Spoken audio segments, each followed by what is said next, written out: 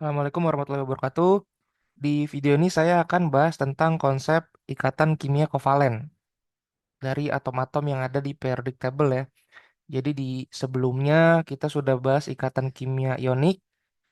Nah, saat ini kita langsung masuk ke yang kovalen. Tapi jangan sampai lupa ya, kalau di ionik itu adalah ikatan kimia antara atom non-metal dan metal. Tapi kalau secara prinsip untuk ikatan kimia kovalen itu adalah ikatan kimia antara atom non-metal dengan non-metal. Jadi jangan sampai dilupakan tuh konsep metal, non-metal, ion positif, ion negatif. Ya. Jadi kalau misalnya kita lihat di periodic table, yang non-metal itu kan yang warna peach, warna kuning, ya, itu adalah non-metal kan. Sehingga eh, reaksi kimia antara dua atom non-metal itu akan membentuk ikatan kimia kovalen gitu. Sorry, salah. Kebalik. Untuk yang non-metal itu bukan yang kuning ya. Yang non-metal itu maksudnya yang ungu. Nih, yang dari hidrogen contohnya karbon, nitrogen, oksigen, fluorin, klorin gitu ya. Jadi misalnya antara hidrogen dengan karbon. Sesama non-metal, berarti mereka akan membentuk ikatan kimia kovalen. Nitrogen dengan nitrogen, misalnya sesama nitrogen nih, gitu ya, dua atom nitrogen. Ya sudah karena sesama nonmetal, berarti ikatan kimianya adalah kovalen. Karbon dengan oksigen sama, berarti ikatan kimianya adalah kovalen. Hidrogen dengan oksigen, contohnya misalnya, berarti ikatan kimianya kovalen karena sesama atom nonmetal. Nah, perlu diingat, konsep atom nonmetal itu dia punya kecenderungan untuk melepas elektron. Sorry, konsep atom nonmetal itu punya kecenderungan untuk menerima elektron. Kalau metal kan melepas. Kalau nonmetal dia menerima elektron, ya. Itu konsep atom nonmetal. Dia punya kecenderungan untuk menerima elektron, untuk mengambil elektron dari elektron yang dilepas oleh atom metal. Sehingga kalau misalnya atom nonmetal ini membentuk ion atau terionisasi, maka dia akan membentuk ion negatif atau anion. Gitu ya, karena dia punya kecenderungan mengambil elektron atau menerima elektron. Nah, yang jadi pertanyaan lalu gimana caranya mereka membentuk ikatan kimia, padahal mereka sama-sama bisanya menerima, nggak ada yang memberikan. Kalau di ikatan kimia ionik kan masuk akal ya, karena satu ngasih, yang satu menerima, gitu ya. Ada yang ngasih, ada yang ngambil. Tapi kalau di kovalen, dua-duanya kecenderungannya adalah menerima. Sehingga ikatan kimia kovalen itu dibentuk bukan dengan konsep donor dan receiver gitu ya, bukan dengan konsep memberikan dan menerima. Tapi konsepnya adalah sharing elektron, sharing atau berbagi elektron. Misalnya nih, hidrogen, atom hidrogen itu kan dia non-metal ya. Dia itu butuh satu elektron lagi supaya dia stabil. Nah, dua atom hidrogen itu akan sama-sama sharing elektron. Jadi hidrogen yang ini akan berkontribusi satu elektron, atom hidrogen lainnya juga kontribusi satu. Lalu sama mereka, elektronnya dipakai bersama. Beda ya sama konsep ikatan ionik. Kalau ionik kan yang satu memberikan, yang satu menerima.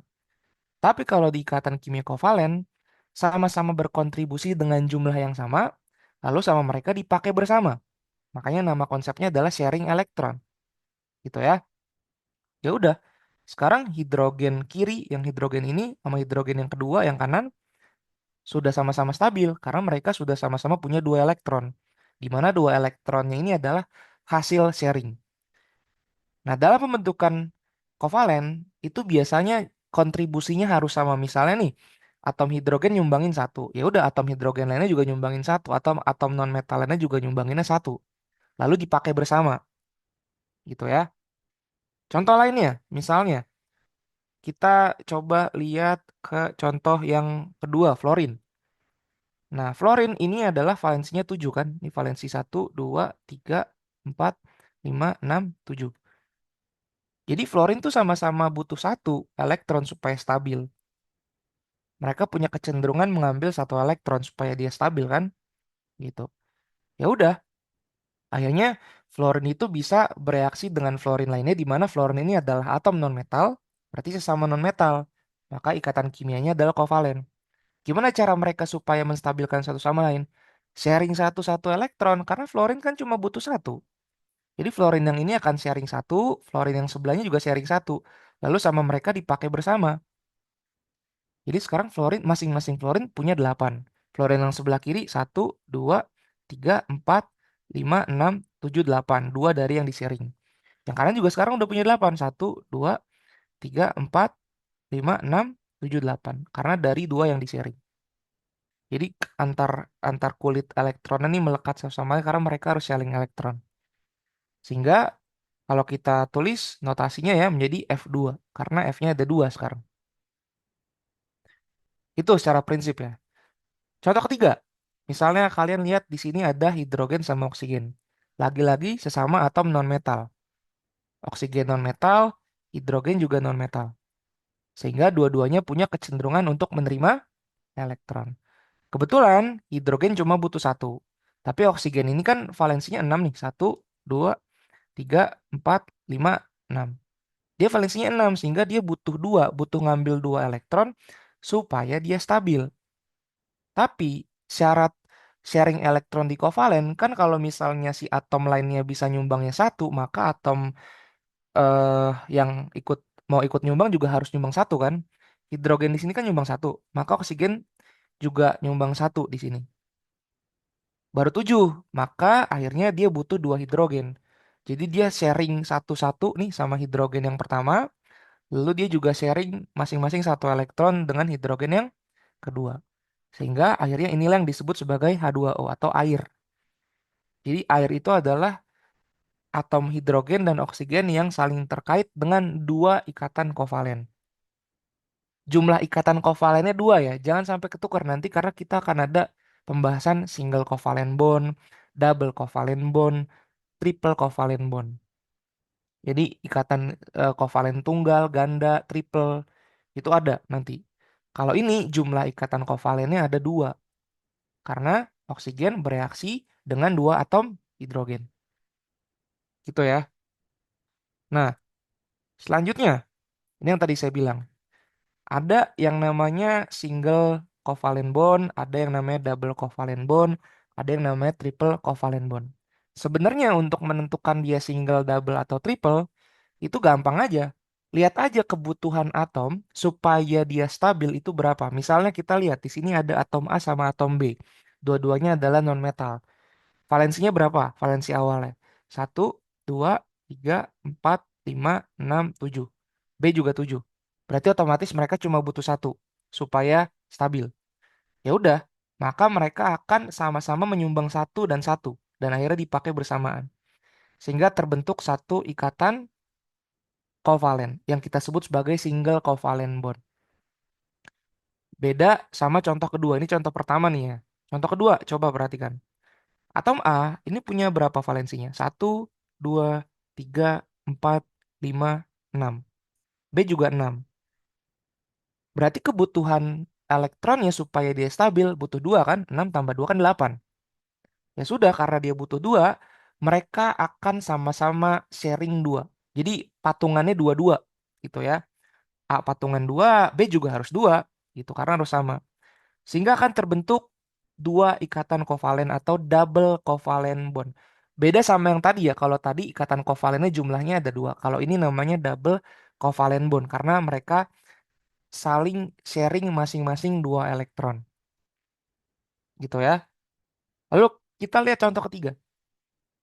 Contoh ketiga, ini valensinya ada berapa? 1, 2, 3, 4, 5. Berarti supaya stabil kan butuh 3 masing-masing atom.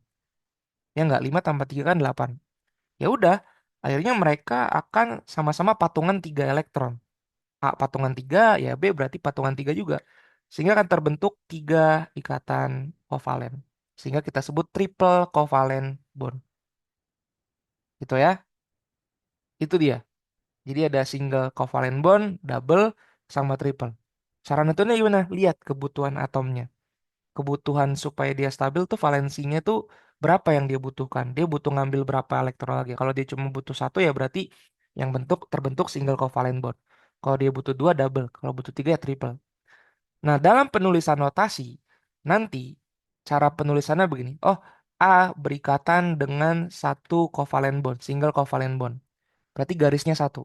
Kalau double covalent bond berarti A garis 2 B. Oh ini berarti artinya ikatan kovalennya double. Kalau misalnya ditulis triple ya sudah, buat garisnya 3. Gitu. Jadi gambar ini dibuat notasinya gini. Sebelah kanan nih. Gambar yang ini notasinya seperti ini. Dua garis karena dia double covalent bond. Kalau yang ini gambarnya seperti ini notasinya. Karena dia ada single covalent bond.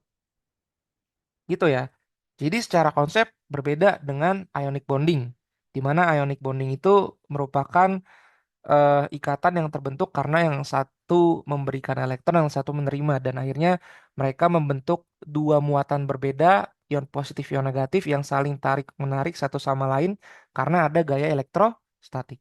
Tapi kalau covalent bond, ikatan kimia kovalen, mereka akan sharing elektron satu sama lain, berbagi, dipakai bersama, patungan lalu dipakai bareng. Ya. Nah, supaya lebih paham, coba kalian lihat simulator yang ini ya. Mana nih kursornya? Oke, coba kalian lihat simulator ini. Nah, ini contohnya. Ini misalnya ada sama-sama atom hidrogen.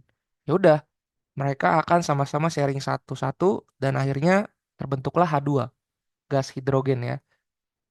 Lalu contohnya misalnya oksigen. Oksigen ini valensinya 6, sama-sama 6 gitu ya. Ya udah, akhirnya mereka akan karena valensinya 6 berarti mereka butuh dua lagi untuk stabil. 6 tambah 2 kan 8. Ya udah akhirnya akan membentuk O2 di mana O2 ini terbentuk dari dua atom oksigen yang berikatan dengan double covalent bond. Nah, yang di sharing 4 kan nih? Yang di sharing 4 karena kan sama-sama nyumbang 2, sama-sama patungan 2. Berarti kalau kita buat O garis 2 O. Total yang di sharing berapa? Totalnya 4 karena sama-sama nyumbang 2. Kalau sama-sama nyumbang satu kan yang di sharing yang di sharing cuma 2. Gitu ya.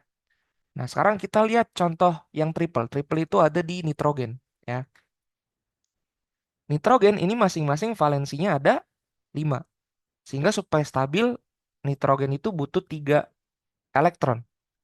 Ya udah, dia akan membentuk gas nitrogen, di mana gas nitrogen ini terbentuk dengan triple covalent bond. Kalau dihitung, karena sama-sama menyumbang 3 ya, masing-masing nitrogen yang nyumbang 3, total yang di-sharing 6 kan? 1, 2, 3, 4, 5, 6. Yang dipakai bersama itu ada 6 elektron. Sehingga kalau kita tulis notasinya, N2 itu adalah begini. 1, 2, 3. Nah, ini salah satu alasan nih kenapa gas nitrogen itu sifatnya inert. Inert itu sulit bereaksi. Karena ikatan kimianya tuh sangat kuat. Karena ikatan kovalennya ada 3, makanya dia sulit bereaksi atau inert secara kimia. Nah, ini adalah ikatan kimia kovalen ya. Sekian untuk video kali ini. Terima kasih.